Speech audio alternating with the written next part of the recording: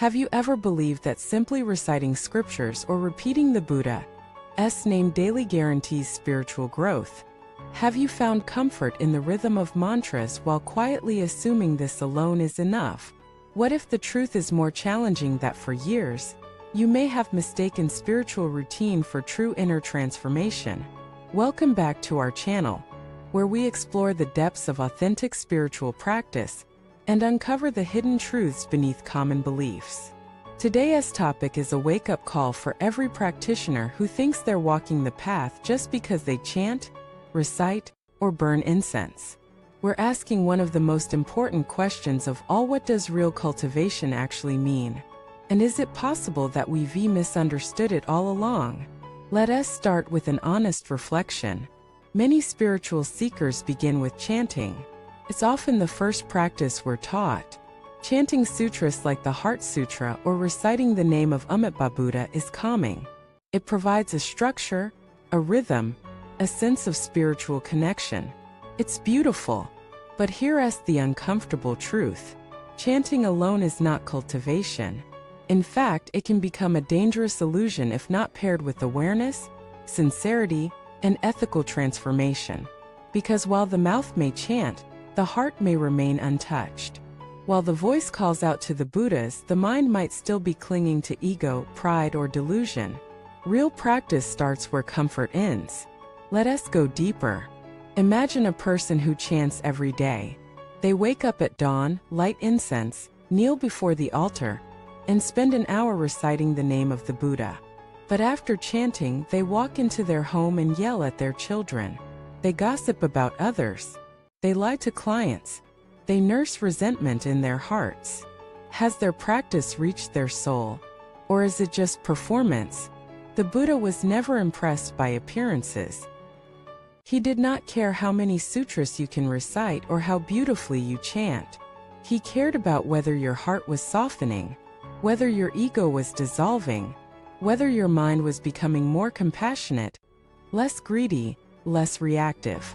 There is a story in the Pali Canon that brings this point home. A monk was known for reciting many texts. People admired him. But when the Buddha heard about it, he asked, "Does he live the teachings he recites?" The answer was no. The Buddha then said, "Better than 1,000 words that are not lived is one word that brings peace when truly practiced." One word. That's the measure of true practice. You could chant the entire Tripitaka, but if it does not humble you, it is noise. You could recite the Buddha's name 10,000 times, but if your heart remains closed, it is just repetition. So what is real practice? Real practice begins with seeing yourself clearly. It begins with asking, where am I dishonest? Where am I selfish? Where do I harm others? Where do I avoid responsibility? Then it means gently, without shame, turning toward those places and applying the teachings like medicine. Not reciting them, living them. Chanting is a tool, a beautiful, powerful tool, but it is not the goal. It's like the map, not the journey. You can memorize the map, hang it on your wall, chant it every day. But if you never take a step on the road, you will remain in the same place. The great Zen master Linji once shouted at his students, "If you meet the Buddha on the road, kill him." What he meant was this: don't worship images. Don't cling to names.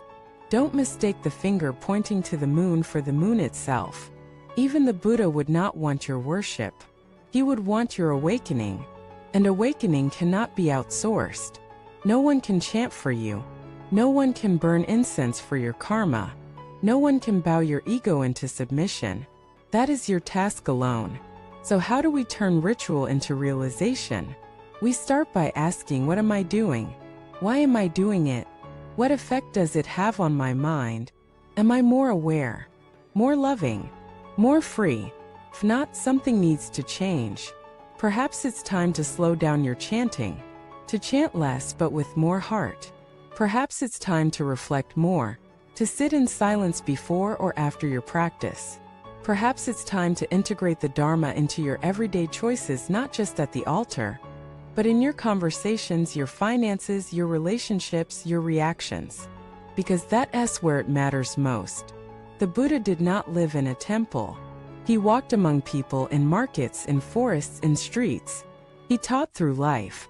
His meditation was not escape, it was embodiment. He faced pain, temptation, betrayal, and he responded not with perfection but with clarity. That's the invitation. To chant not just with your voice, but with your actions. To bow not just with your head, but with your pride. To offer incense not just to the Buddha, but to every being you meet through kindness, patience, and honesty. Can you imagine that?